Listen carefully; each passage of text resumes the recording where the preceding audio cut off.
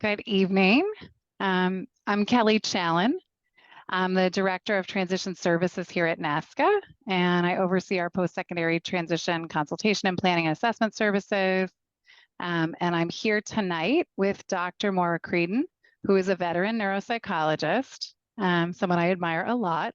And she's worked at NESCA since July 2020, and she's one of our lead neuropsychologists, and she heads up the team in our Hingham office. And we are really lucky to be here tonight, supported by 3 tremendous CPACs. So thank you so much for having us this evening.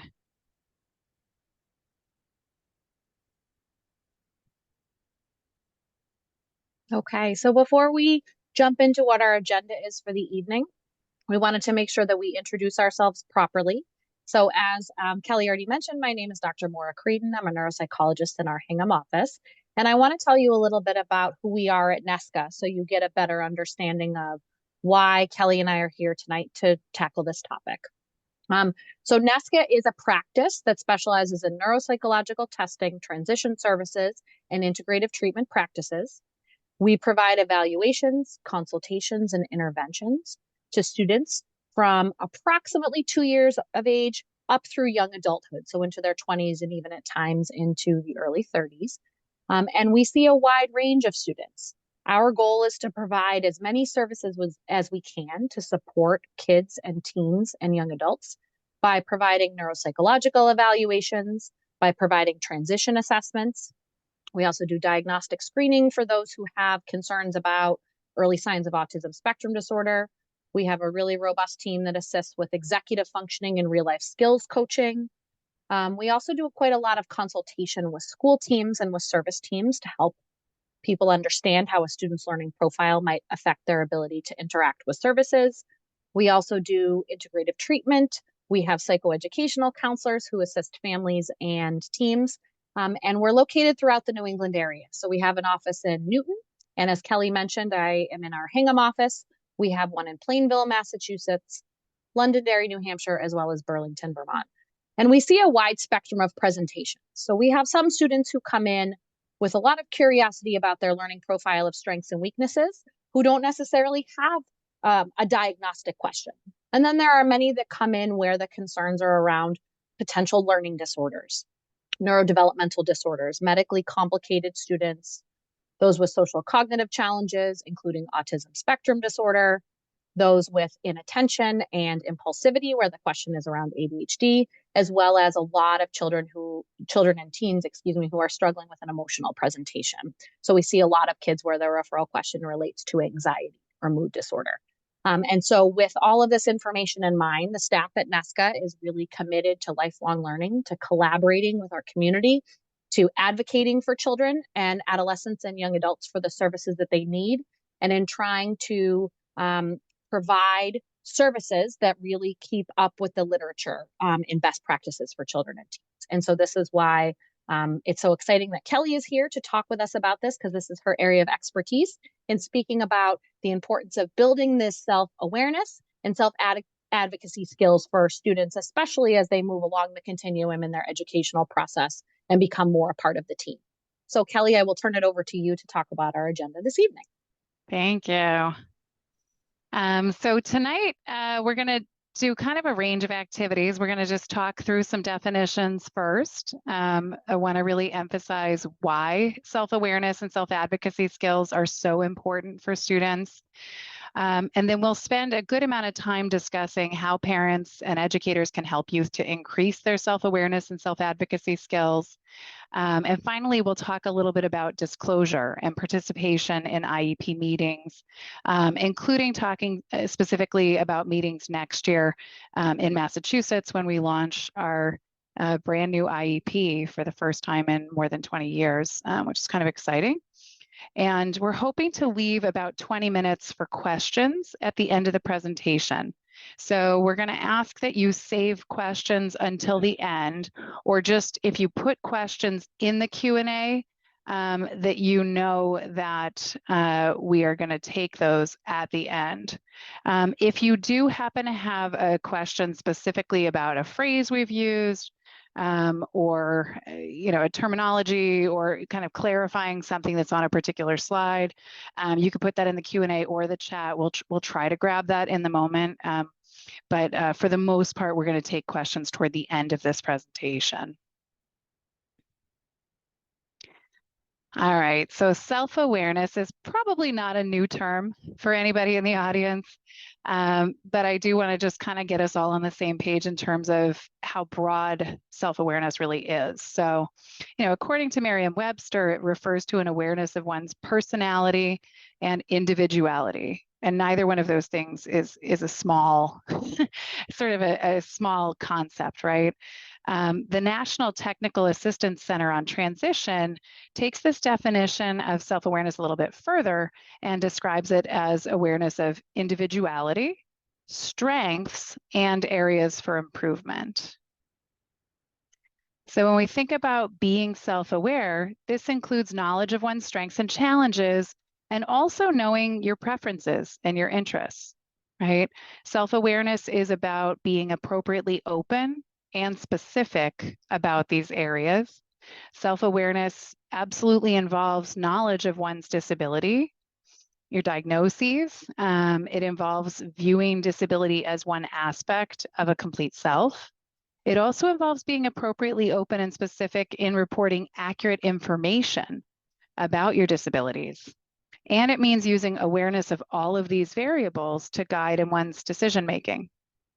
Self-awareness can be a notably difficult skill to develop for students with social cognitive deficits like autism or social communication disorder, nonverbal learning disorder, or any other disability that interferes with perspective taking, because self-awareness requires taking perspective on ourselves.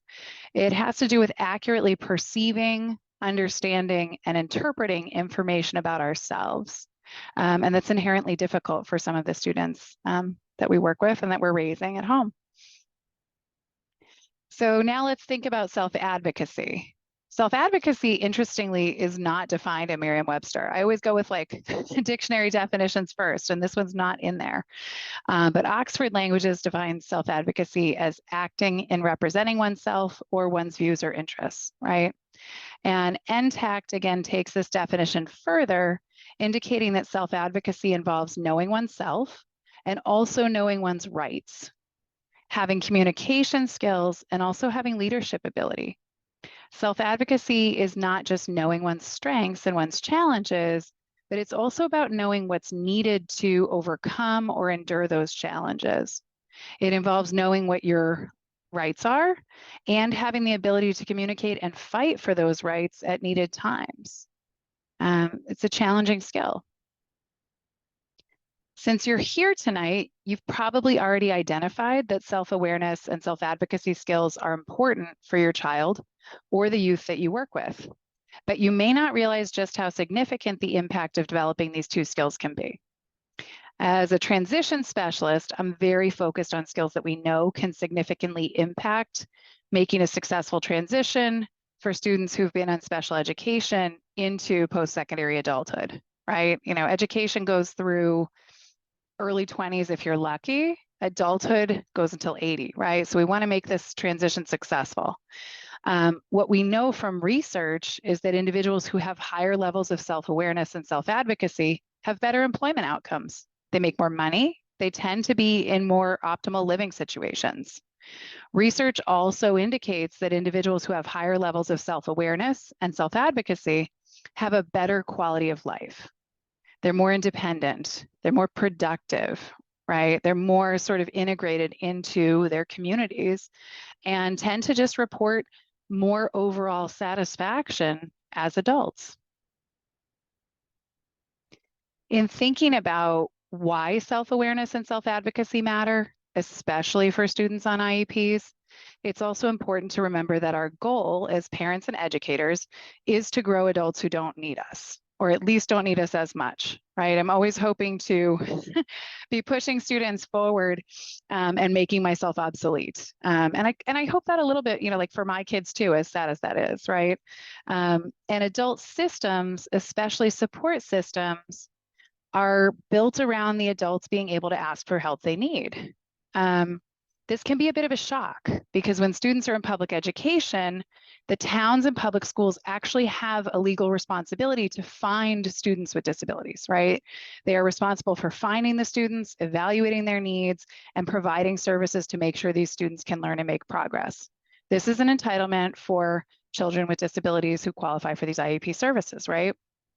But when our kids become adults, even if they don't look and act like adults, they're no longer entitled to anything unless they self-identify that they have a disability and can engage in communication and negotiation about whatever reasonable accommodations they need in relation to that disability, right? So kids are being provided with help somewhat whether they want it or not in their school age years. And then as adults, they have to make that decision and they have to be able to communicate about their needs. This is a radical shift.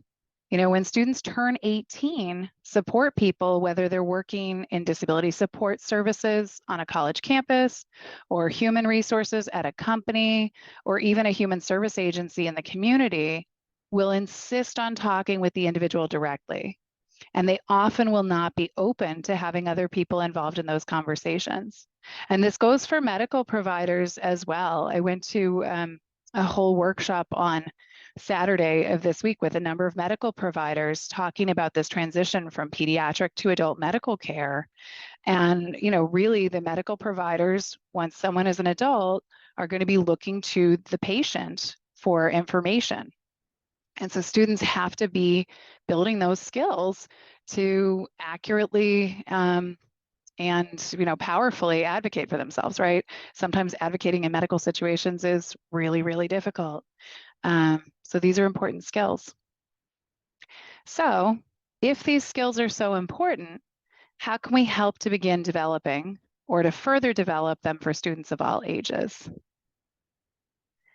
Well, oftentimes we recommend starting with strengths. They're more fun, for one thing. They can sometimes be lower hanging fruit, easier things to talk about. Not always, but often. A student learning to be able to answer questions about what they do well, when they feel proud, and what people around them tend to compliment them on can be a positive, strength-based way of starting to build self-awareness. You know, sometimes students may not be able to think of what do I think I'm good at? But you might be able to figure out like, well, what do your parents compliment you on? What do your teachers say you're good at? You know, why do your friends like you? Or just, you know, starting with, like, how do you brush your teeth, right? Like, what are the things you actually do well, as basic or simple as those are. Other types of strengths include thinking about when you learn something easily or were good at a new activity and what skills were involved in that success.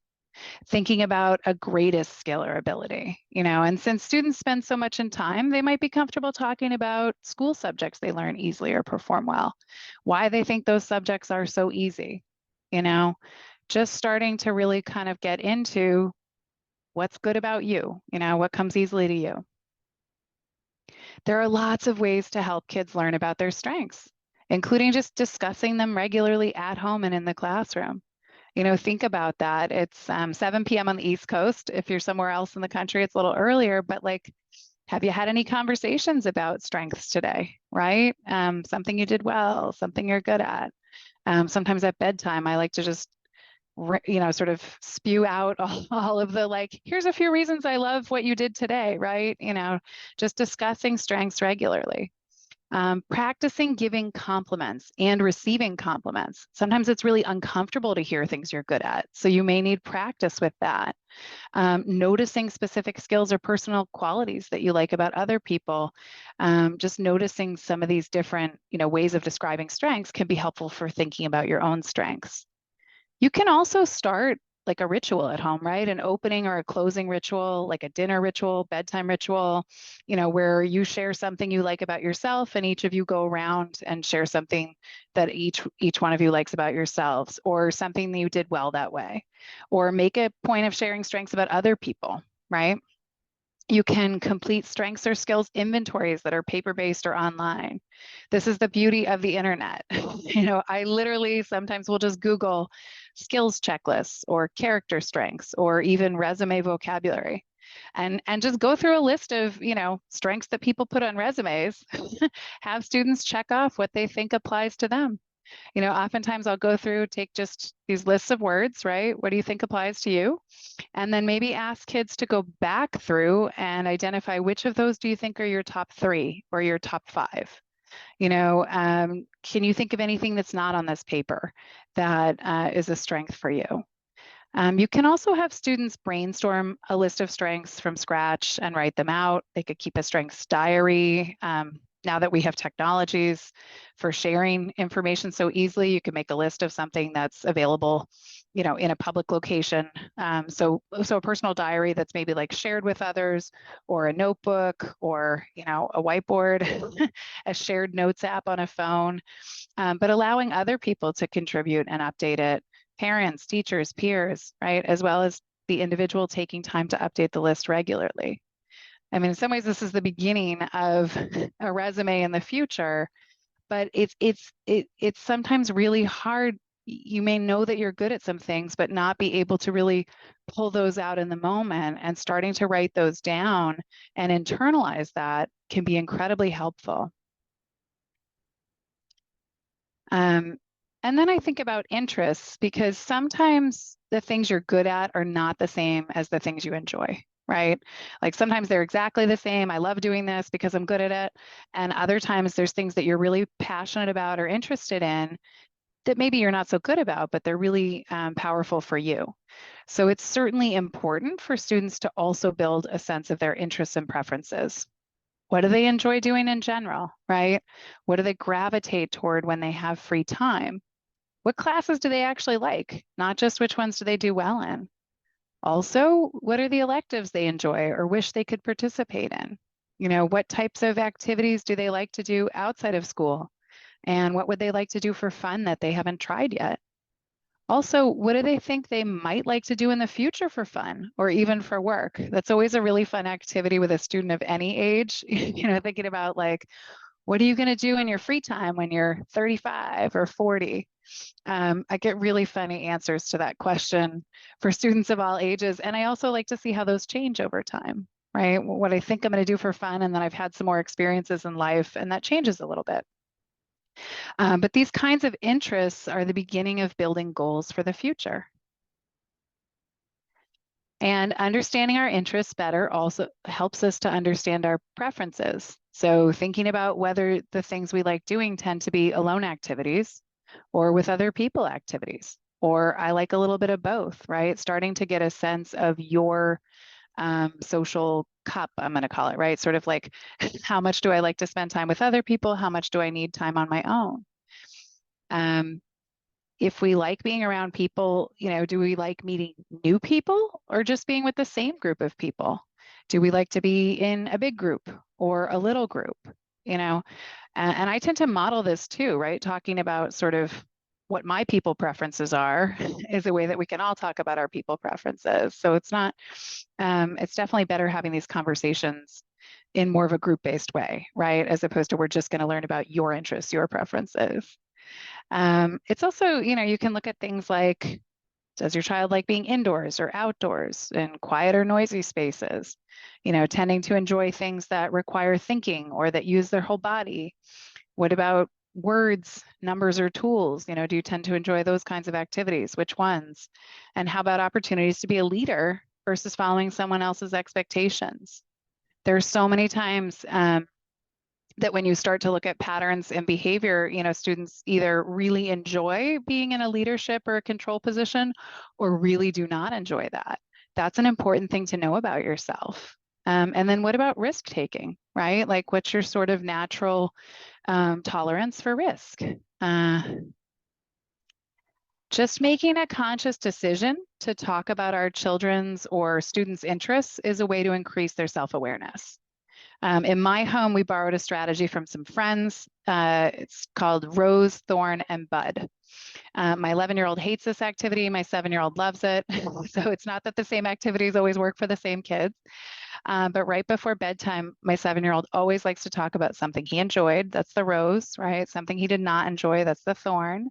And something he learned during the day, the bud. that quick check-in activity is providing a great opportunity for sharing and developing self-awareness of interests. And we could, depending on how much time we have, we could deep dive into any of those, or I can look at patterns over time. We also, as I said, want to help children notice patterns among their interests. So you might notice that interests have a pattern of being outdoors, or I notice you really enjoy activities when you're around animals, right? I notice that you like activities where you get to be creative, or even something like you enjoy loud noises, but only when you get to be in control of them, right? Just like with other areas of awareness, one of the things that you can do is complete quizzes and inventories. And again, lots of things that you can just find on the internet. So you can find quizzes about interests or preferences or personality themes. You probably see a lot of those like which which wizard household are you part of from Harry Potter, right? Or like you can find something for any interest to start to just learn more about yourself. And I have 2 checklists I use with students that are just a long list of indoor activities, a long list of outdoor activities. And I have students fill it out, just check off, first I start with what activities have you tried before that you like? What have you tried before you hate? Are there any activities on this page that you haven't tried before, but you might want to do? And sometimes you find that students are like really open to a wide number of leisure activities that they haven't tried before, but you didn't ask them about them because you didn't have just like an inventory to kind of check those things out. And then also in terms of exploring interests further, certainly trying to find and helping students define and participate in extracurricular activities related to their interests so that they can further explore their interests, find other people who have similar interests, and learn to share in an interest with another person or even a group. I think for many of the students that we're talking about in this presentation, they may have been part of a social skills group at some point in time, right? Direct intervention to try to work on skills that can help you to sort of better engage with other people. But sometimes just being engaged in something you're really interested in facilitates better engagement with other people. And I think as students get older in particular, oftentimes it's those interest-based activities where they're really going to find their people. It's nice when your child forges a friendship in a social skills group, but the reality is that over time, being able to be engaged with people in an activity of interest is going to be a really important and natural environment to be finding your people. So I think that's really a good practice early on, is to think about, okay, you love you love growing growing vegetables in the garden. Like, are there places in the community where you could continue to do that, right? Other ways to explore interests include reading books, watching shows, doing research about interest areas. My 11-year-old loves basketball, so when he asks me questions about particular basketball players, I just tell him to look it up on the computer or go shout at Google in the kitchen and say like, hey, Google, when is LeBron James's birthday or whatever, right? Like just teaching kids to explore their own interests. You can also start to connect interests with future vision, such as brainstorming a list of careers related to interests or looking up careers related to interests online. In the community, you could model asking questions about people's jobs, especially if those jobs are related to your child's interests. I have to assume that there are a number of parents on here whose kids are interested in Legos. If you're at the Lego store, have you ever asked the people who work there, hey, how'd you get your job here, right? Like, do you have a high school degree? What did you study? What sort of helped you to get in this door? You can model asking teachers or group leaders or coaches or other workers how they got their jobs and how they got interested in this particular type of work. You can also have students interview adults with careers that relate to their interests to learn about that person's career path. There's a lot of different activity options. Learning style is something that can be actually controversial because there used to be a lot of research behind teaching kids within their learning style, and that hasn't necessarily been proven to be effective. But I still think the terminology of learning style can be useful for helping kids think about how they attend to, remember, and learn new information. So having a sense of what's helpful for learning something new or how you can learn something more quickly, whether you tend to gravitate towards visual or auditory or body-based instruction, and understanding what environments you learn best in. Those are all parts of understanding yourself and eventually being a more self-directed learner, which is really critical for post-secondary learning or training in adulthood. It's also important to know how you're able to remember things, right? What are my strategies? What works for me? You need to know what helps you to focus or what your distractors are. Building awareness of how you stay organized, understanding what rituals help you to prepare for work, and how you prefer to share information or to teach things to other people. These are all ways to explore how you're learning and how you're teaching. This awareness of who you are as a learner does not happen immediately. It happens with repeated discussion, and it might change over time. Because we all have different brains and learn differently, it can be fun to do learning style or preference surveys as a group and compare results. You can also make connections between learning style preferences and techniques that are helpful for studying or remembering things. You can start to connect learning style with future learning or training situations. For instance, if you do best discussing content with others, you might want to join study groups and take seminar style courses in the future. Also in schools, it can be fun to connect learning style with opportunities to complete or share projects with the class, right? So that's a more school-based example. And even though I've just provided a lot of examples of teaching strategies related to strengths, interest, and learning style, I do want to point out that some students have an easier time talking about what they dislike or what they don't want in their future. And those conversations are also encouraged. Sometimes a student can share the 4 classes they dislike way more easily than they can come up with the 2 classes that they like. And honestly, sometimes getting a sense of what you can tolerate or what you don't hate, like those are eventually become the things you like. Maybe initially that's a harder thing to identify for some kids. And that still gets us closer to knowing what the student's strengths and interests are. It's also important to start talking about things that are hard to do or things that take longer to learn, because those types of conversations are very important for understanding and sharing about disability. So some of those learning style conversations that I was talking about, those often relate to what's going on with our brains, but then also understanding what things are hard or challenging or just take a little bit more time to learn is important. And another important aspect of self-awareness for students is their own understanding of disability. And often an impediment to this awareness can be the ableism of the people around the individual, right? So it's really important to recognize having a disability is part of diversity in our culture. The concept behind diversity is to acknowledge, understand, value, and celebrate differences among people. Disability is just one aspect of an individual, and the process of learning about and accepting a disability is really different for everybody. It's not going to look the same for any one of our kids on this call. I put this tweet up here just to show one example of how diagnosis and disclosure can be a very positive experience. Saren here posted, undiagnosed neurodivergence is like being handed a video game that has been set to hard mode, but having people tell you over and over, it's uneasy. Why do you keep dying? Diagnosis is learning the game is on hard mode. It doesn't make it easier, but you can strategize, right? So it's awareness of yourself and just how you can strategize. Because the world is the world is getting to a point where it's built for a narrower and narrower population of humans, and so there are a lot of us that then end up having to advocate and strategize. So no matter how you feel about the term disability, it's currently a legal term, and using the term is necessary for getting accommodations and services in public education and then in adult settings.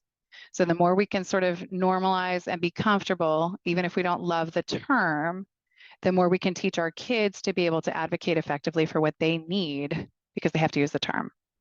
And I think it's really helpful to recognize that disability impacts all populations of people. It makes up a huge percentage of our population in the United States.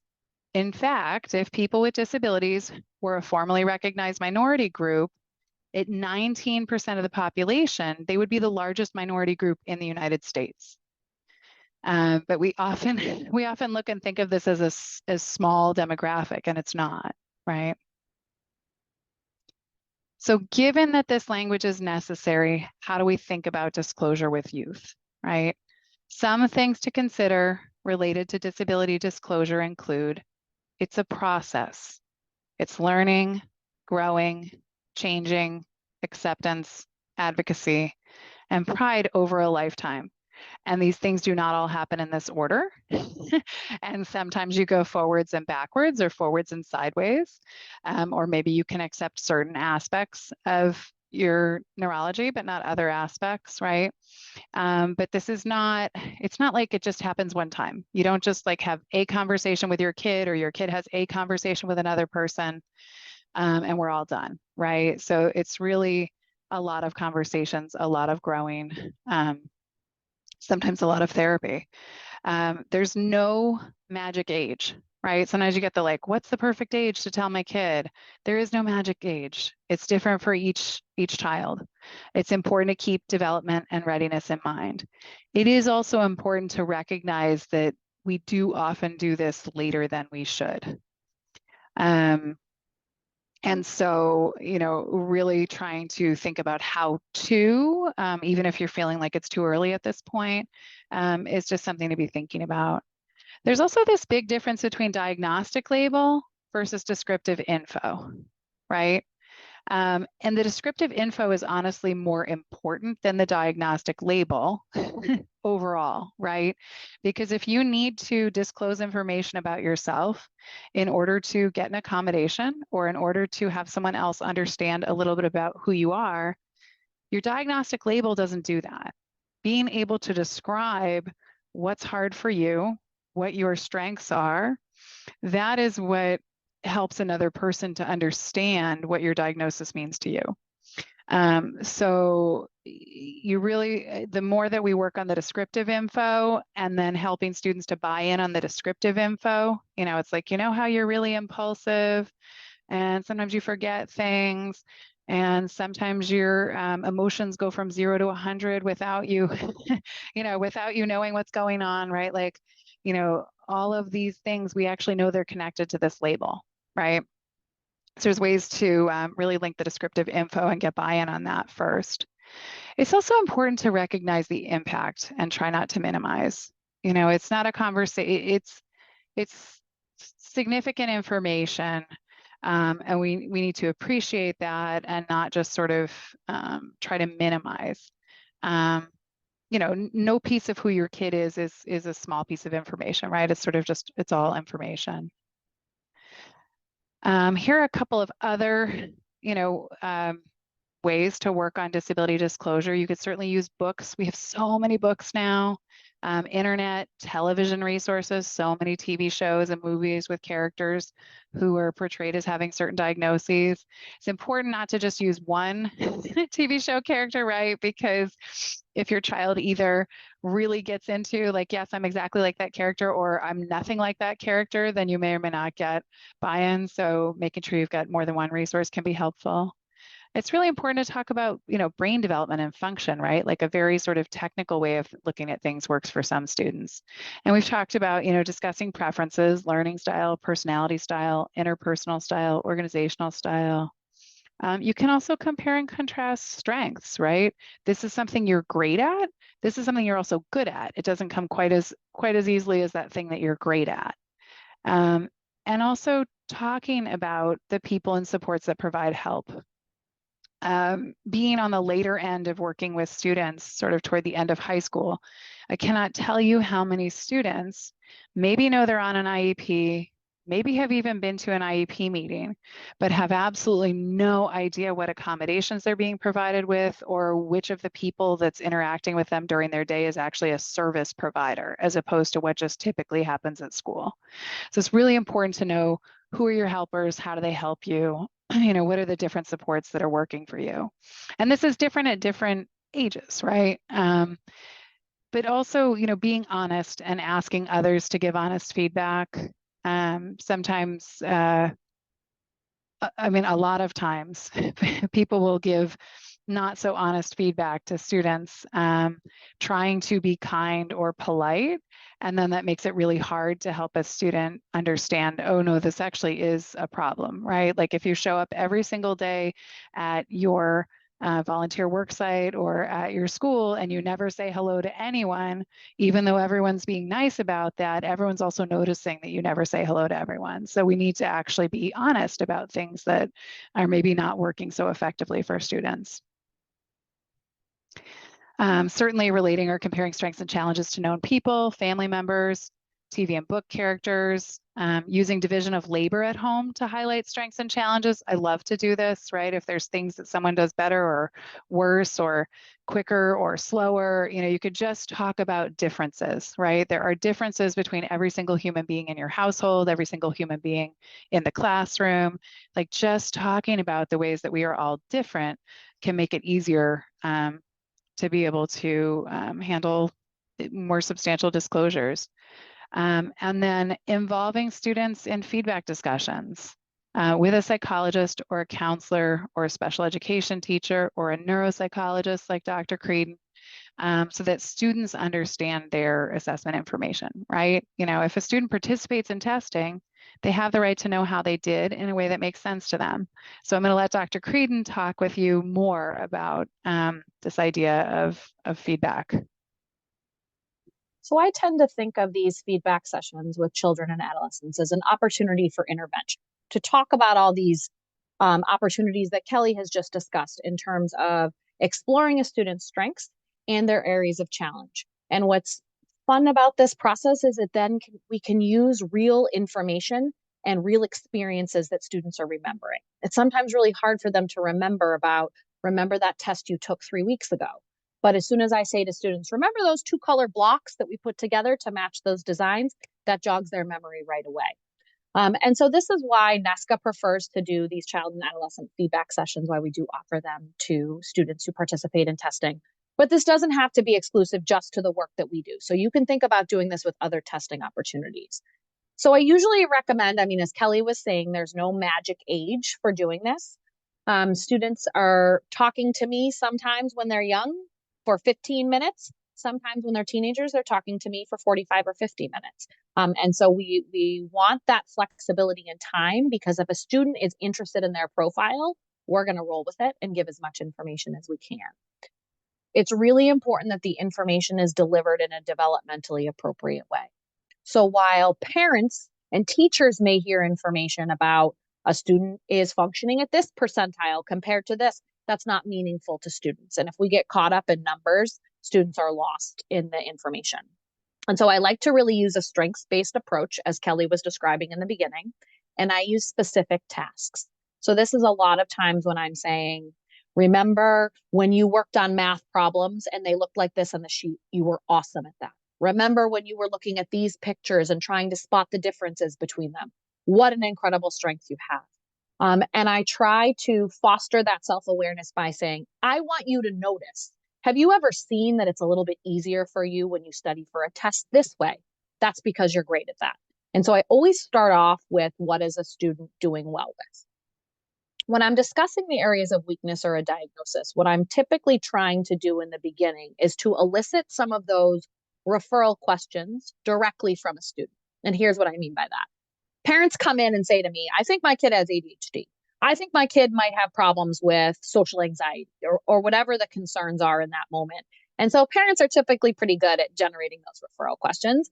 But because kids are at a developmentally different place, it's hard for them to reflect on it.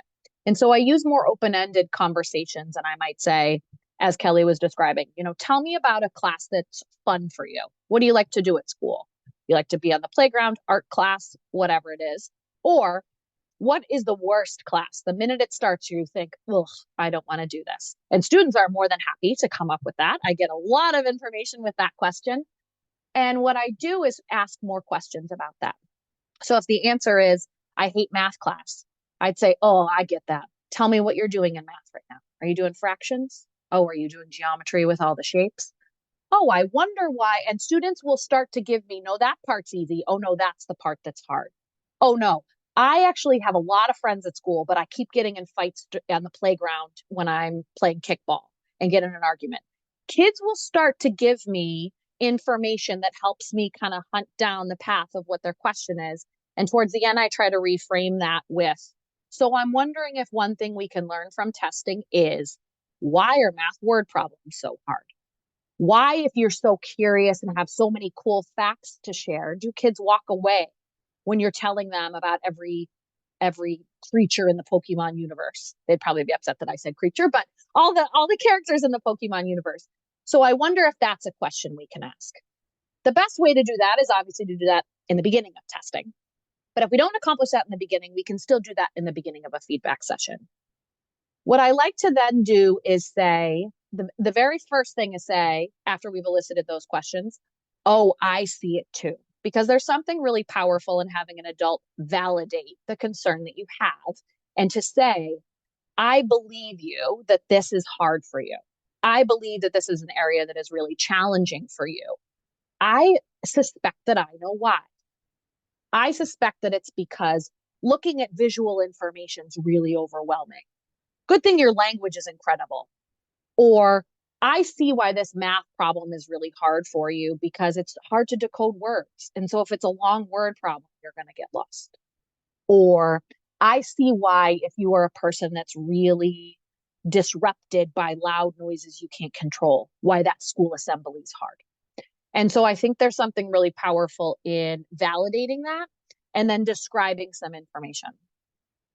When I talk about a diagnosis, first of all, what I can tell you is it's not something that I'm dropping in a child or adolescent feedback meeting with no warning. So what I do is spend time in a conversation with families talking about, will we use the label? Will we not use the label? Where is the student developmentally to be able to handle this information? The way that I like to deliver that is to say, everybody's brain has certain habits. There's well-worn grooves. There's things that we get kind of stuck in a pattern of acting a certain way. We don't always have to be stuck in that pattern, but we have little shortcuts, little things to call those so that the other people working with us know, without us having to communicate a lot of information. It's a quick shortcut to know maybe what book to open or where to start in a conversation. And so the name of your diagnosis is this. The name of your diagnosis is a specific learning disability. The name of your diagnosis is autism. The name of your diagnosis is, social anxiety disorder. And that's not all of you. Remember all those strengths I told you about. But here is this piece that I want to tell you about. And I think that this helps students to begin to develop that language for describing their disability. What's also really important for me to do as part of that conversation is to make sure that I'm modeling a growth mindset and saying, here's the great news. Now that we know what to do, now we know how to approach it. And so I'm always trying to figure out what is a student's area of interest, like Kelley talked about before, so that I can use that language in the intervention. So for example, if I have a student who loves baseball and is a second baseman, I'm going to say, so if I assign you to work with a pitching coach, that's not going to do so much for you, right? If you're a person who loves playing Fortnite and instead I have you watch an hour and a half of YouTube videos on all the cheats and way to get through Madden on the Xbox, that's not going to help you very much in Fortnite. If you are really interested in playing the piano and you're exceptional at it, if I assign you to work with a music teacher who's skilled in the trumpet, what's that going to do for you? And so I'm really trying to describe for students that now we can give specialized support. We can change the way that we think and grow to build up our strengths even more. And I'm trying during this conversation to really make it more about a conversation and a back and forth and a pausing and saying, what do you think about that? Have you ever tried that? I find that a lot of times adults tend to come to these conversations with their own agenda and their own desire for students to have self-awareness immediately. And as Kelley was saying, this is a process. I will fully admit that while I love these conversations, I am not going to suddenly change the whole thing for forever. I wish I could solve it all in one conversation, but just the very opportunity for students to begin engaging in that conversation, to tolerate talking about what is easy and hard for them. And to have an adult validate it and say, we can grow, can be a really powerful intervention to come back to. I also think that this gives us nice closure on the testing experience. You know, students are coming in, whether they're doing testing for me or at school, it's multiple hours that they're putting in the time. And to feel like, as a student, if I felt like my time was wasted and no one let me know how that informs what we're doing, if it feels like it's just a box to be checked off, it doesn't really empower students to develop that self-awareness and that self-advocacy. I also really like to encourage students to participate in their own school meetings and think about, you know, here's who's going to be there. They might ask you these questions. Here's what you could say. And if students don't know what to say, I often will give the guidance of be your own detective. Just start paying attention to what's going on around you. If there's a way someone explains it that makes it click and turn on for you, that's just as meaningful to us as if an explanation doesn't sink in. And so I think these can be really powerful feedback sessions. And we can use this information, not just in the NESCA feedback sessions, but also any other time that students are going through evaluations, which they're going to do multiple times in their child and adolescent years, if we use this as an opportunity to empower them with more information. So Kelley, you can go on to the next slide. Thank you.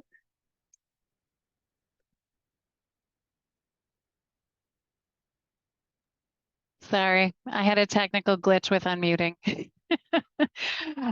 Thanks so much, Moira. So in addition to building self-awareness, and I think we just learned a lot about that piece, we do need to build specific self-advocacy skills, right? So it's not just what do I know about myself, but can I tell other people about myself and what I need? And this develops when students have frequent opportunities for choice making, problem solving, and goal setting. So just looking throughout the day, where can I offer choices, right? If a child has a problem, you know, where can we start to either collaboratively kind of work together to think of solutions and solve that problem, or just helping them to think of, you know, plan A, plan B thinking, starting to be flexible, really just giving these opportunities to exercise these skills.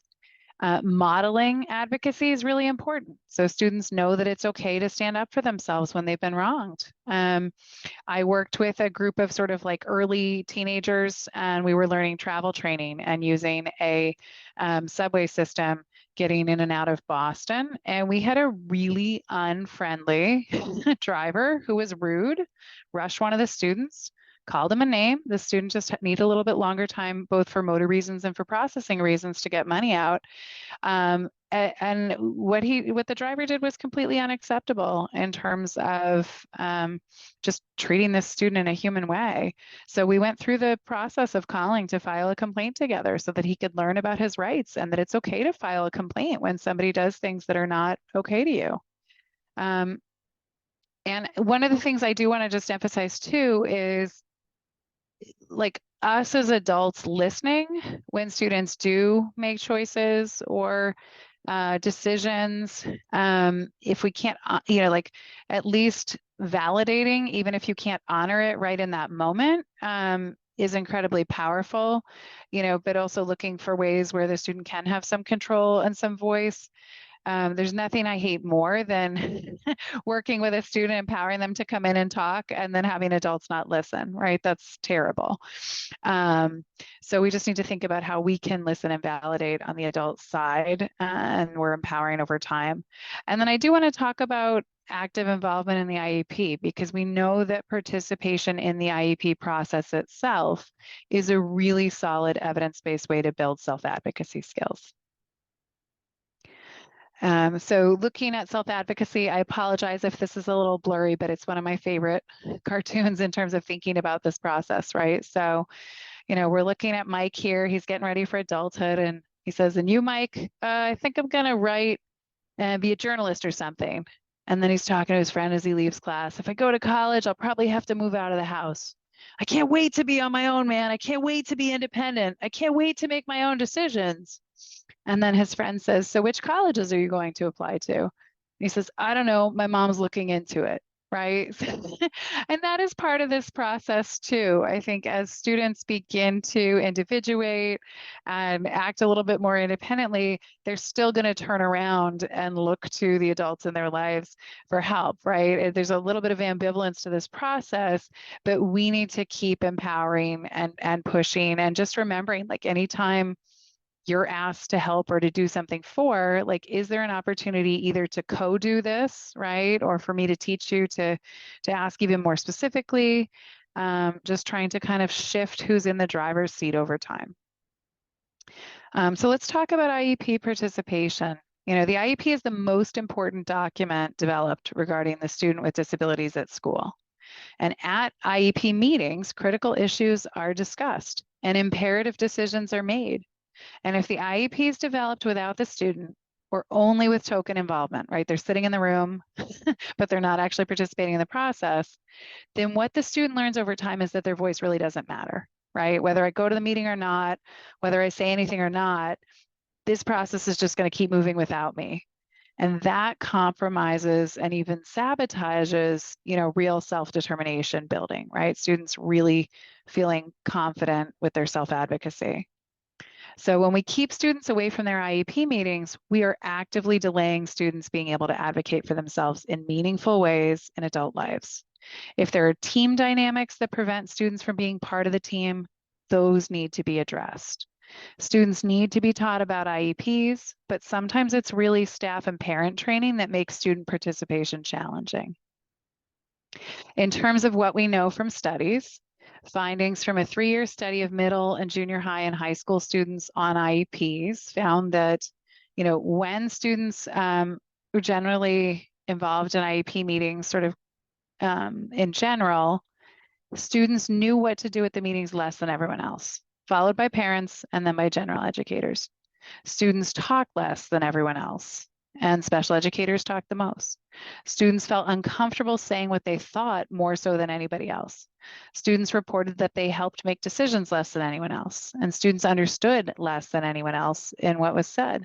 And students reported feeling less good about meeting than anyone else, right? So this is a little older study, but this is very much still what we see in terms of our current ability to include students in meetings in really effective ways. So if we know that when we actually actively include students, it's effective, but this isn't happening effectively, how do we get started with IEP participation? Well, it often does start at home. You know, certainly working on self-awareness, right? Working on choice making, decision making, working on students feeling comfortable that they can advocate for themselves. And as they participate in their IEP processes, the self-awareness and the self-determination and the self-advocacy become integrated. So, you know, students can learn about their strengths and disability-related needs and why they have accommodations. If students are active participants in the IEP process, they're practicing goal setting. They're practicing progress monitoring. They're practicing advocating for their vision and what they want to do after high school. And as I said, like, even though research shows that student-led IEPs are highly effective, schools aren't prepared for this participation, especially not with all kinds of students across the board. So parents and educators have to be talking ahead of time, you know, setting the stage for this to go well. And, you know, if this is something that you want to be empowering your child to do, you really want to talk to your team in advance about what this is going to look like, how best to include them, how to make it the most positive experience. This slide describes a step-by-step way to include students. This is just one step-by-step way. It's not the only way. But, you know, it often starts with students knowing a little bit about the IEP process and what the student rights are. You know, then it might be being present at a meeting, but it's sort of an active choice that this is a meeting I'm observing, right? Reviewing IEP with a parent or professional, sometimes multiple times. Then a student might prepare a script to be able to share with others.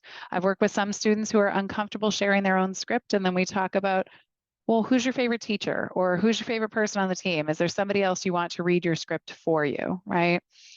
Student might then prepare a PowerPoint presentation or a brochure And the ultimate goal, like really what we should be aiming for, is that students understand enough about this process that they can lead their team meetings or that they can lead adult meetings before they exit high school.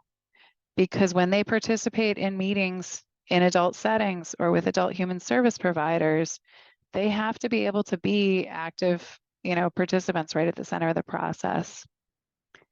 These are just a few curriculum resources that exist. We will be sending out the slides to anybody who registered for the presentation, so you'll get some of these links. But I think if you're looking for active participation, at school, or if you want to look at some curricula at home, knowing that there are multiple different curriculums that exist that really sort of target students being able to learn about themselves, learn about the IEP process, make decisions, it can be nice to know what resources are out there. There are these me lessons, which teach self-awareness and self-advocacy, and they do have some understanding the IEP and legal rights. There's Whose Future Is It Anyway, which is a student-directed transition planning process. And it's a student and coach working together. So that could certainly be parent, to explore self-awareness, problem solving, decision-making, goal setting. And then there's this Choice Maker, self-determination transition curriculum. And these curricula, if you link through, some of these are totally free, or some of these are very low cost. And these tools on the I'm Determined project page here, these are all free. So they're tools and supports that help youth explore who they are, who they'd like to be, promote student involvement in the IEP. I'm just going to show a couple of tools that I happen to like. This on the left side of the screen here is just a self-determination checklist. And I would imagine, we're really thinking like middle and high school students for some of these, but you could think about how some of these skills would matter for younger students. And I've worked with elementary school students age 11, participating in these processes in developmentally appropriate ways. But this is just a checklist of thinking about, skills that really help with self-determination. Some of these are IEP specific, some of these are not. This is free. And then on the right side is the back of it. And it's just talking about what's a goal you have for yourself. What are 3 things you could do to reach the goal? How can people around you help you to build skills? Or I like asking students, like, how could other people help you with your goal? That's something that students rarely know early on, but it's a really good exercise to be thinking about.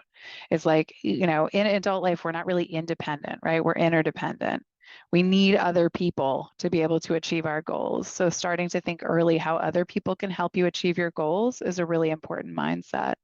And then there's a really specific question on here about understanding certain rights. This is a very cool visual. It's a brochure that can be used for helping to first encourage students to be involved in their IEP process and then to increase involvement over time. This is another one that comes from that imdetermined.org. But I love that it has so many different options for students. Things like, do you want to interview people or be interviewed before? Do you just want to make a list? There's ways you could take inventories. You could role play things before, you could create a welcome sign, right? Like you could be the person who greets and introduces every member of the team. There's so many different ways to include students and have them feel much more meaningful in this process. And I love that this is something that could be reviewed with a student beforehand so that they could make some active choices about how they might want to be part of the process to start or over time. This is just a 1-pager in paper format. It's also an app that can be downloaded. And there are IEP PowerPoint templates for preschool through secondary school on this website. So there are, templates for preschoolers to be actively involved. And then this is a rubric for student participation, which could easily be used as part of progress monitoring for a student to see if they're building skills that they might need to be part of an IEP process. And in addition to all the strategies we've already discussed, I want to just share some more specific examples of how the IEP process itself can be used to help students build skills. I'm going to start by just talking a little bit about the new IEP form that's coming in Massachusetts. If you're not watching us from Massachusetts, a lot of these elements will be in your IEP form somewhere in your state because these are things that are legally required for students as part of transition planning, which is a federally mandated process. So I'm trying to connect, especially for Massachusetts families, what's going to happen with the new IEP next year, which we'll start seeing in team meetings in September of next year if you haven't already started seeing them in your schools now.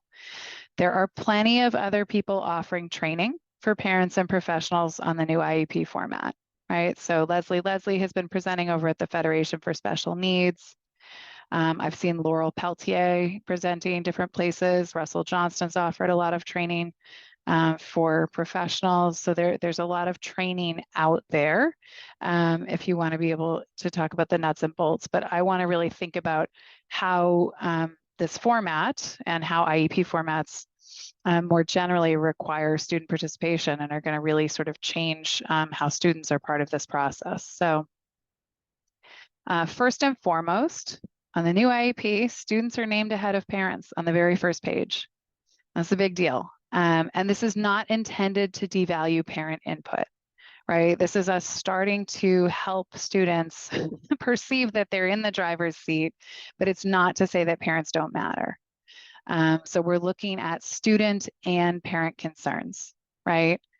And then the form encourages engaging students even before transition planning is required. So there's going to be an opportunity for students ages 3 to 13 to say, hey, this year I want to learn. Or by the time I finish high school, elementary school, middle school, whatever school they're in, I want to X. Students starting to think about that IEPs are not just about what other people want them to do. They're also about what skills they want to build, what they want to learn, who they want to be. And then for transition age students, so this section will be required for any student who's going to be turning 14 next year, or for any student who's older than that next year. The vision and post-secondary goals are going to be explicit and upfront. While I'm in high school, I want to blank. But then there are also going to be post-secondary goals that are related to education and training, employment plans, and independent living plans. And it says additional team vision ideas at the bottom. And so this is where parents are absolutely included in the vision, right? You're not included, you are part of the team here. In response to the student's vision, this year, we want blank. And in response to the student's vision in 5 years, this is what I'm picturing, right? So there's this opportunity for the team, including parents, to respond to the vision. This is what's going to be tricky here too, is that disability categories are going to be transparent. There are check boxes right here where people are going to be checking off which IEP disability categories apply to this student. And so if you were expecting a student not to have to hear diagnoses as part of this process, and these are not actually diagnoses, these are the IEP disability categories, which often align with diagnoses, but not always. For students to be able to sit through meetings in totality, these disabilities will be discussed, right? These categories will be checked, they'll be really transparent, and they're really close to the beginning of the IEP process. So that's important to be aware of. The present levels of achievement and functional performance is what used to be some of our CLEPs, but we're getting away from acronyms. So we're really talking about what are the current levels of achievement and functional performance. These offer way more opportunity to focus on strengths and interests and preferences, as well as the opportunity for more integrated information regarding the impact of disability. So I attended a conference last week where several educators who had begun using the new IEP presented. And one of the things that changed radically in the meetings with the new IEP was that many of the meetings started with a discussion of student strengths. And I think some adults might say, we don't need to talk about strengths, we're here to focus on needs. But reasonably speaking, we do need to be strength-based with this process. That's what the law requires. But also knowing what a student's learning strengths are can offer an opportunity to engage a student more effectively, right? Sometimes we can talk about using the strengths to compensate for challenges. Sometimes we can talk about using the strengths to pick out students' course of study or thinking about which classes they might be able to sail through a little bit more easily. And that doesn't take away from needing to remediate challenges. It's just a more holistic way of thinking about students participating in education and eventually in adult activities. One of the last things I want to highlight is that transition planning is in the IEP. So across all 50 states, transition planning is dealt with differently. There's maybe 30 IEPs that have transition planning in them. Some people have separate forms. Massachusetts is now going to be a state where transition planning is right in the IEP. And we will be phasing out the transition planning form as this IEP takes hold. So there's going to be more explicit focus on inclusion of transition assessment data in the IEP.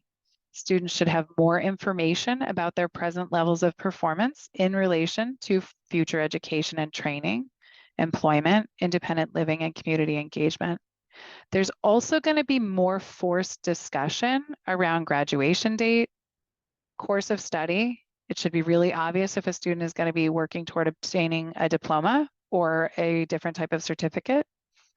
Referrals to human service agencies and connections with those agencies are going to be very transparent in the IEP. We should be talking about transfer of rights when a student turns 18 ahead of that process. And there's even going to be some content that talks about decision-making options in adulthood, right? There's some language in there about whether students going to have guardianship or not, potentially.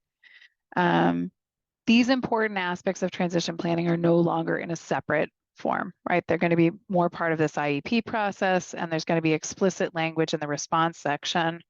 This is where it says specifically that students over 18 need to sign the IEP unless there is a court-appointed guardian. So that language is right there.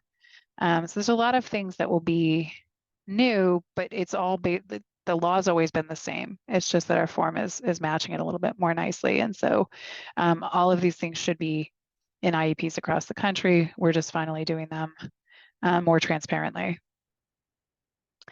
So if the goal is for your child to be included in their IEP process, then we need to start by asking the following questions. Do we have baseline data related to the student's self-determination skills and understanding of the IEP process, right? For anything we think about in education and special education, we're always looking at how's the student performing right now.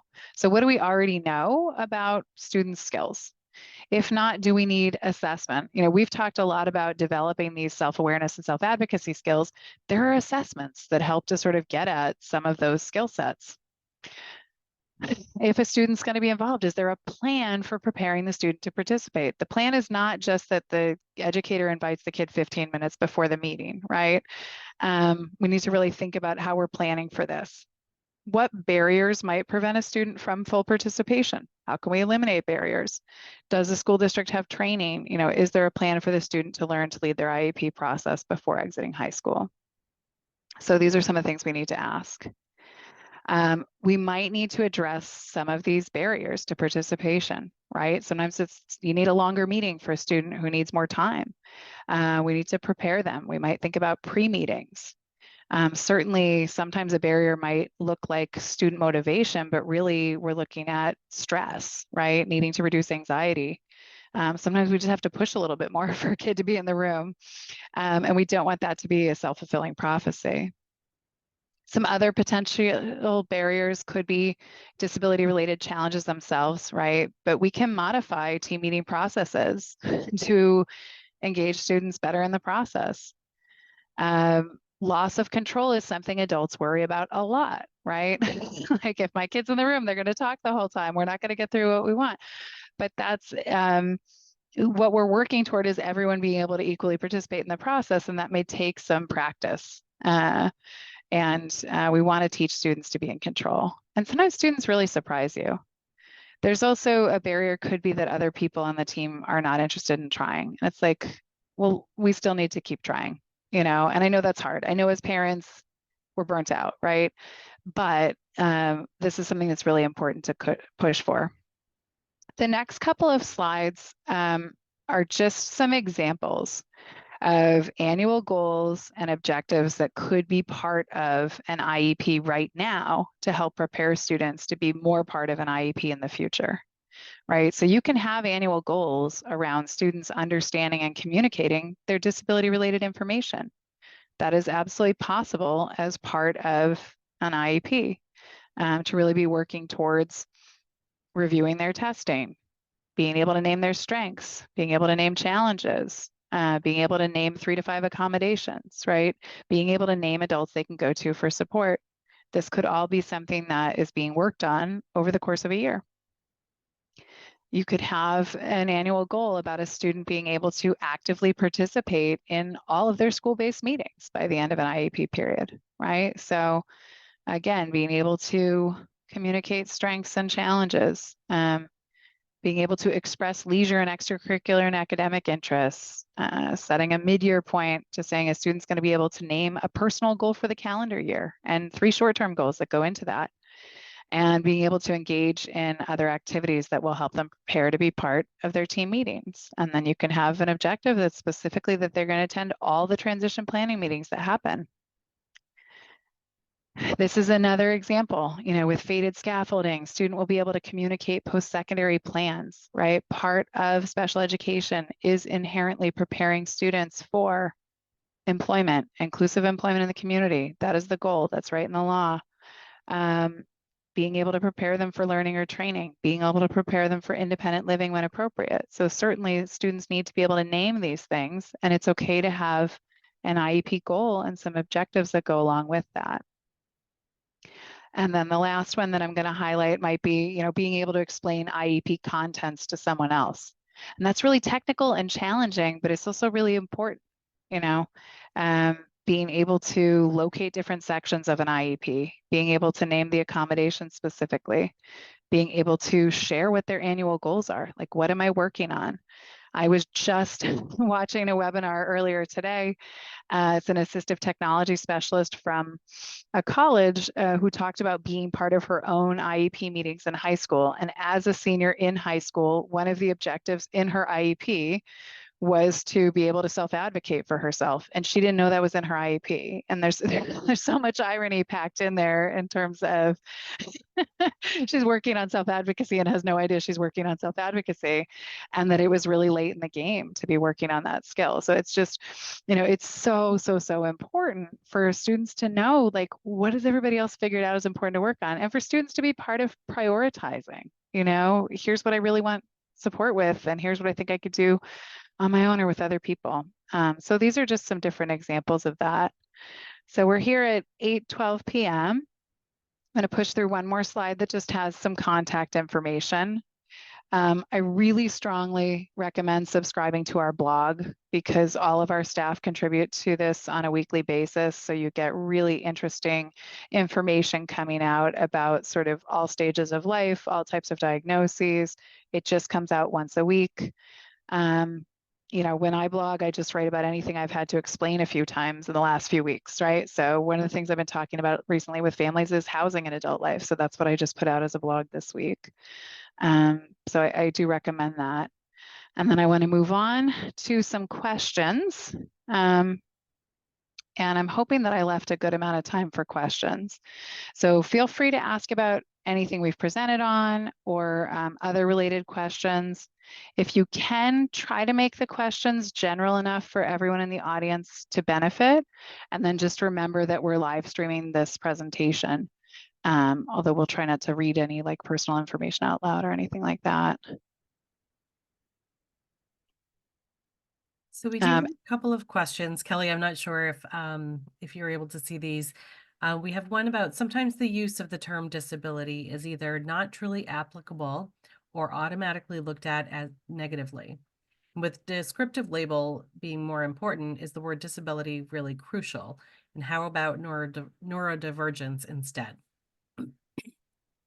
So I don't know if Moira wants to say anything, but what I will say, if you even just going back to some of the slides that I was showing about the IEP process, like if a student is on an IEP, then one of the things that happens is somebody had to prove that they had a disability under the IDEA 2004 law, right? There's no neurodivergence isn't in the law, disability is in the law. And so, I think like, yes, words have power, but sometimes what we have to do is help remove some of the power of those words, right?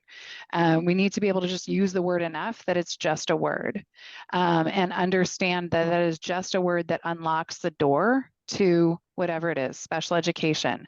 It's a word that unlocks the door to accommodations that I happen to need in the college setting. It's a word that unlocks the door to certain medical services, right? Or certain human services. There are so many supports, services, and accommodations available in the United States based on disability. And they're not based on neurodivergence, even though that's that could be a really empowering word for some students. That's not the legal term you have to be able to use to get the help you need. So I think it's okay to use that term neurodivergence, right? I mean, it's wonderful if that's what's working for your family and your child, but you do also need to introduce the D word. It's like, kid has to be comfortable with that. And I also think, like, if we're avoiding using it, and this is my personal opinion, but I'm a parent, that if I'm avoiding using that, I may be unintentionally, my child may interpret that as shame around that word, right? And this is just what I think about for my kids. So I'm not saying that this is the case for your kids, but I think we have to be aware that when we avoid certain things, kids may make assumptions that we're not expecting them to make, or they may, feel something that we may not be expecting, versus like if we just use it in a sort of like a non-emotional way, like, this is just a word, here's what this means, you have to use that word if you want this thing. I think that is very much necessary. I mean, I know that's very much necessary for certain things. And Maura, I'll let you talk. Sorry, I talked a lot. No, that's okay. I was going to say, a similar concept, and I encourage families to talk about both, right? I don't think we have to choose either or. And I think Kelley makes a great point that they're part of self-advocacy and accessing services is providing that disability label, that diagnostic label. It's the shorthand we have to use in education and medical settings. And so what I do think helps is to say, you are not just your disability. This is one word to describe you. And it is just a shortcut for describing brain habits. What I like about calling someone neurodivergent is to say, your brain habits are a superpower just as much as they tell us you need certain supports. So oftentimes for students who, for example, have autism spectrum disorder as their form of neurodivergence, is I will describe that as, hey, you know what else that label means to me besides that some social aspects may be hard for you?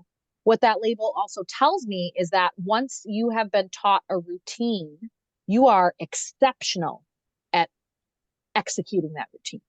You have the capacity to pay attention to this narrow area of interest and to dissect it with a greater degree of skill than other people who don't have that neurodivergence. And so it doesn't have to be a conversation about, here's the negative way we label you. I think it can be, there's lots of names for this, and you should know all the names.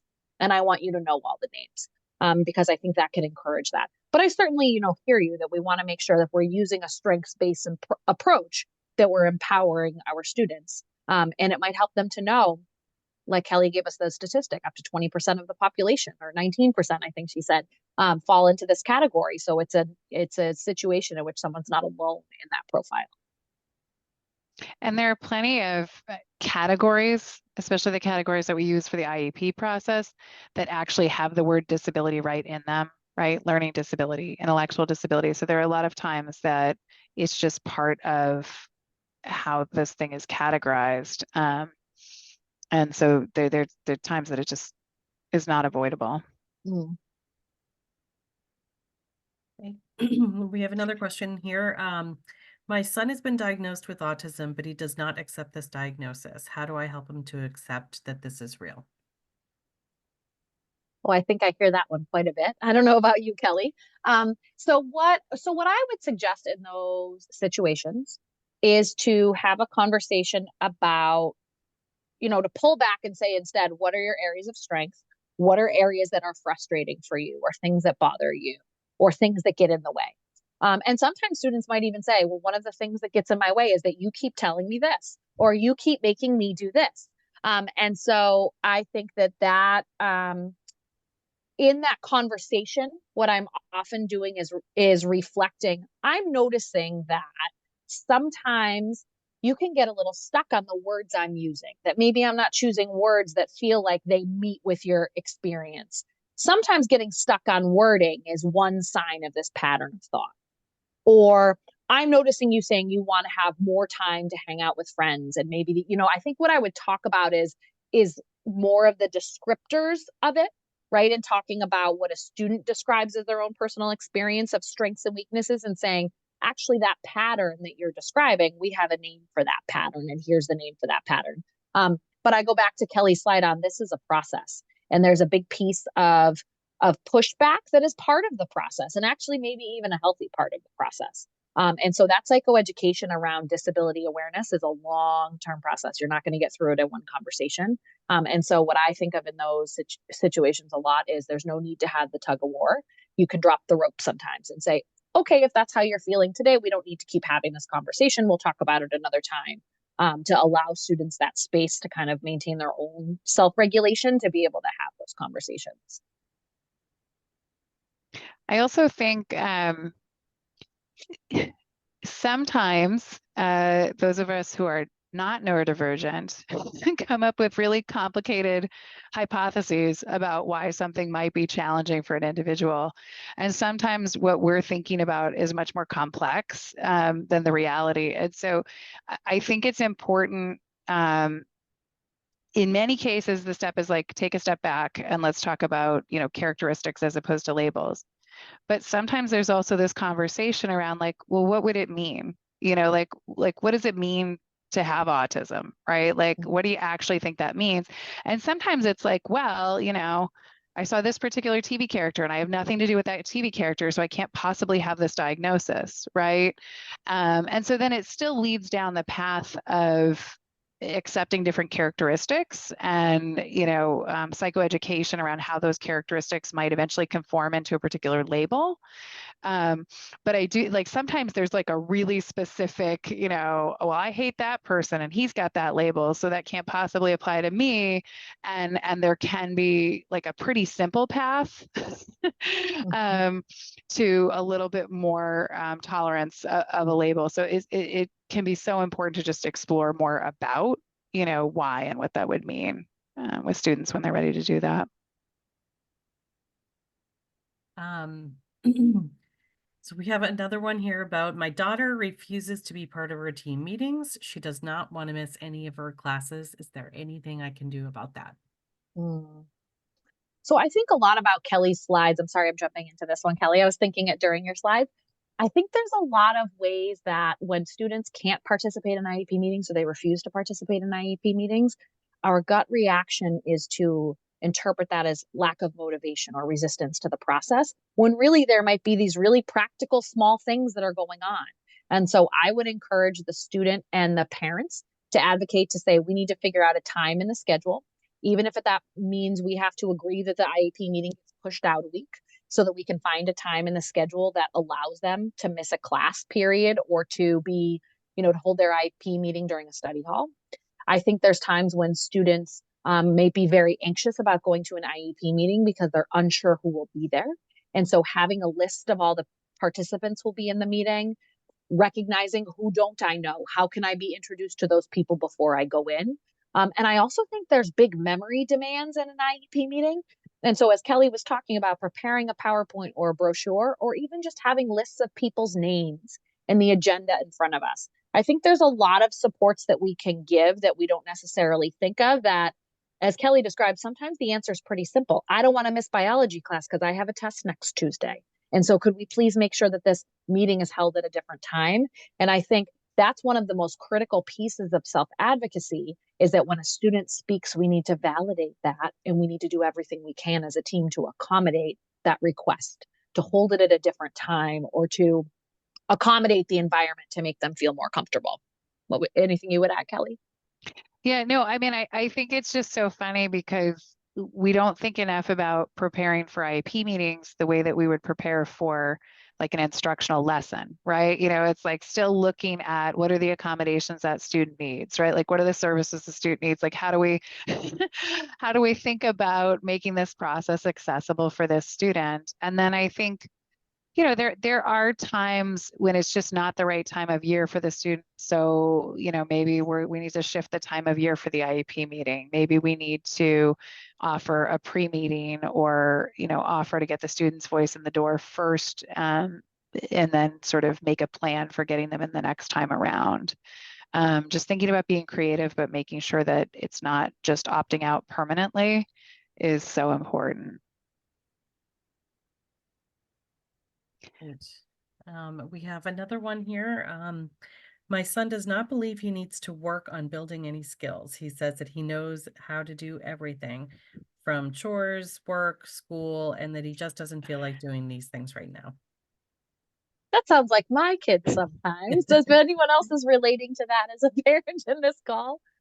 Okay. 100%. Yeah. Kelley, I've been jumping in a lot. If you want to answer first, please go ahead. Um, no, I mean, there's not like a one size fits all answer to this. So, you know, for some students, it's like, okay, I just need you to show me, right? Like I've got this checklist that this person gave me that we need to do before you get to work or college or whatever it is that's motivating. And so just like show me these things once or twice, right? Sometimes students honestly believe, right? Like they honestly believe these things. They're not just sort of, and so it's like, okay, well, like just we'll go through, you show me. Or sometimes as a parent, your kid doesn't want to talk to you anymore, especially if we get toward the teenage years. Sometimes it's like easier to have them show somebody else, like, okay, could you just show this other professional these things, or show the neighbor, or even that, right? Like have them doing some of these tasks for other people as opposed to in the household to demonstrate them. So I think about creative ways of doing this. I also I'm a big believer, like if we're thinking about college and it's certain study skills they need to show, or certain self-care skills, or using an alarm clock, it's like, oh, I'll be able to use an alarm clock when I get there. It's like, no, I'm not putting down college tuition until we've sort of like met this sort of checklist of activities. And I believe you can do this, but like, because we're talking about, X number of dollars, I can't invest that until I've seen it at least once. So I'm a little bit big on show me. Yeah. Well, and what I like too about the show me approach is I think there's also a way in which I try to elicit from a student. All right, well, if this is the goal you feel like is generated by an adult, what is it that you want? Right? When we think back to what Kelley had described in the beginning about interests and preferences, and sometimes I get the answer from students, I just want someone to leave me alone. Oh, okay, well, that's your goal. How can I help you reach that goal? If you're showing someone you can do these skills, they're more than happy to say you check that off and you reach that. And so I think that there's a way of uniting a student's like the goals that we're establishing as a team with a student's desire in the first place too, because then it feels a little bit more about what is their goal versus what is an adult's goal. And they're not usually in conflict even when students think that. So if your goal as a student is I want to go to college, and the team's goal is I want you to go to college, then this is that opportunity to we're helping you reach your goal. We've identified that students need to be able to, complete their course of study, because if you fail out, you get sent home. So how are you going to plan for this big cumulative exam? Tell me what your process looks like. Show me how you would do that piece of it. Helps to unite to their own articulated goal, which is what is going to be exciting about that new IEP, is having students actually list out what their goals are a little bit more. Great. My daughter says she's content and seems resistant to any social goals we try to achieve through social skills groups, etc. How do I balance the need to build those social skills with her insistence that she does not? So I think what I would probably do first is to validate that that she's a really good independent thinker and independent leisure time kid. What we know about students who have social cognitive challenges or who have tremendous social anxieties, they are pretty good at keeping their own company. And so I think saying like, this is an area that you're really strong with, and that's awesome. We want to protect your time in that domain. Sometimes students are worried that that will disappear. And sometimes when you're in school, you have to work with a partner, or you have to be in a group, or you need to apply for a job, or you need to go into a store to purchase an item, and it'll involve interacting with other people. And the more you practice those skills, the more successful those times will be. And so we want to make sure that you're prepared for those times. I also think that going back to Kelley's comment about the areas of interest, there are some times when we have to be creative about making sure that students are linked up to the social practice in their areas of interest. So if all of our opportunity are all, clubs or sports that a child is not interested in, thinking outside the box to find social opportunity with other kids who like a similar thing is going to be a lot more motivating. And that's hard, right? There's certain constraints that families can have with working parents and multiple kids in a household, but I think that those tend to be the most effective, and balancing that by reminding your child, and I'm going to make sure you get plenty of that independent time. I'm going to protect that that's what you really enjoy, and we will also do this thing. It doesn't have to be an either or. That's what kind of comes to mind with that question for me. The other thing, and I don't know how old your daughter is, but the other thing that I think about is like, social skills groups are wonderful and have value, but they're not the only sort of methodology for learning social skills. So sometimes I look to like theater or drama or a public speaking class, or like any sort of activity where we're teaching people to sort of be intentional with their voice tone, their language, their words, their expression, right? You're teaching more control and more connection with sort of how you are communicating with other people, but it can be in a more fun way. And so sometimes students, like, they're not interested in acting, but they want to be on the tech crew, but then they're sort of around some of these different things. Or sometimes they don't want to do drama themselves, but they might work as an assistant in a drama group with other students. Improv comedy is also amazing for social skills development, and it's great for students who actually have anxiety around their social skills applications too, because improv is all about yes and you're trying different ways of being authentically social with other people and testing out what works and doesn't work. So there are ways to work on social goals or communication goals that can be in platforms that are different than social skills groups. And then those interest-based activities are great too. And then sometimes it's just the connecting it to the why, right? I know you're not, like, this one isn't, like, this may not matter to you, but let me draw out a social behavior map of how this particular social behavior that you do impacts the thoughts that somebody else has, which then impacts how they treat you, which then impacts how you feel, right? Like, sometimes it's also drawing out for a student how certain social behaviors actually have an impact on the student themselves, right? I think of it as like the self-oriented way of thinking about social interaction. And that can be really powerful.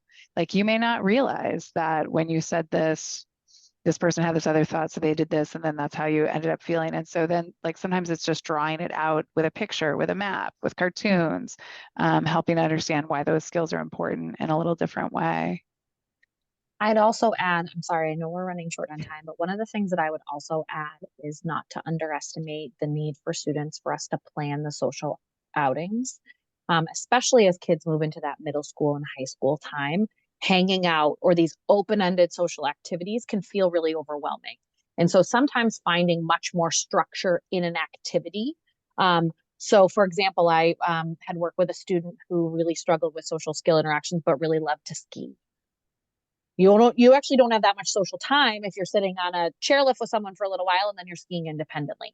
And there's a lot of structure to the day. And so if you can think about some activities that involve being with other students, either in short periods of time or that are very highly structured, it can also alleviate some of the anxiety around the very open-ended social situations. And sometimes we just learn that by questioning. Do you want to go to this? Well, why not? Tell me a little bit more about this. What if I described it this way? What if I gave you this thing? And just being curious to find out why might give us some more information to find the right structure. I do want to there was a follow-up on the first question we answered, which had to do with needing to use the word disability. And the follow-up talked about concerns around students potentially being overlooked for opportunities due to label misassumptions. And I think what I want to make sure that I'm being clear about, which I think we've talked about a bit, is like, disclosure is it's not just automatically you disclose everywhere you go. You're absolutely right that sometimes when we disclose or when we use disability terminology or other things, people will have negative assumptions, right? And so there are times when disclosure is absolutely not needed, or that label disability is absolutely not needed for students to get their needs met. You know, I happen to know of somebody who just got like a recent ADHD diagnosis for their 8-year-old. That particular 8-year-old does not have any challenges at school related to that ADHD diagnosis. All the challenges come out at home and in unstructured social situations and other places. And, you know, this person wanted to talk all about handing this testing to a new private school their child was transitioning to. And it was like, well, why? Like, you actually don't necessarily need to share that information in this next, you know, place that they're going. Like, just because you got the label or you got the diagnosis or you're talking about that doesn't mean it has to be shared. It's actually a really important skill to be learning and thinking about. Each place you disclose, and is it truly necessary? You know, and when you need something that requires using those labels, then you need something that requires using those labels. And that's something we need to help kids be really comfortable with. But if you don't need something, you're right that oftentimes, you know, you may be opening up misperceptions or negative assumptions or things that you can't sort of close back up later. And so even though it's really important to be talking about these things with our kids and encouraging being comfortable disclosing, we do want to think about the realities that sometimes disclosure goes badly. And the bottom line is, you know, it's always the student's personal decision, and we want to help them have enough information to make an informed decision. So we're a few minutes over, but we had some awesome questions. Yes, and thank you so much to the Hingham, Hamilton, Wenham, and Norwell CPACs for organizing and funding this webinar tonight. We really appreciate it and appreciate them making it open and available to all who participated. So thank you, Kelley, and thank you, Moira. And we will be sending out the presentation and making that available to everyone who registered. So be on the lookout for that as well. Thank you. Great. Have a good night. Good night. Good night.